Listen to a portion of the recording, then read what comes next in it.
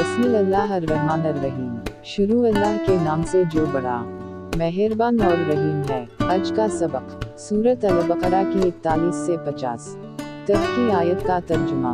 उम्मीद है कि ये आपके लिए मददगार साबित होगा और इस किताब पर ईमान लाओ जो ने तुम्हारी किताबों की तस्दीक में नाज़िल फरमाई है, और इसके साथ तुम ही पहले काफिर ना बनो और मेरी आयतों को थोड़ी थोड़ी कीमतों पर ना फरोख्त करो और सिर्फ मुझ ही से डरो और हक को बातिल के साथ खल्क मल्क ना करो और ना हक को छुपाओ। तुम्हें तो खुद इसका इल्म है।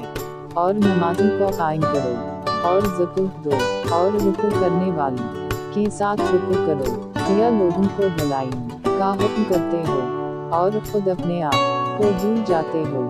बावजूदी का तुम किताब पढ़ते हो, क्या इतनी भी तुम्हें समझ नहीं। सब्र और नमाज के साथ मदद तलब करो।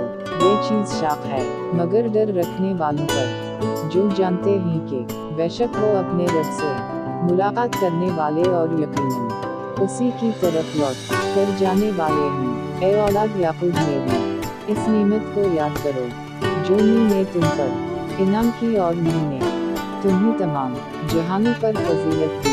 इस दिन से डरते रहो जब कोई किसी को नफा ना दे सकेगा और ना शफाअत और ना सिफारिश कबूल होगी और ना कोई बदला इसके एवज लिया जाएगा और ना मदद किए जाएंगे। और जब हमने तुम्हें फरूनियों से निजात दी जो तुम्हें बदतरीन अजाब देते थे, जो तुम्हारे लड़कों को मार डालते थे और तुम्हारी लड़कियों को छोड़ देते थे, इस निजात देने में तुम्हारे रब की बड़ी मेहरबानी थी।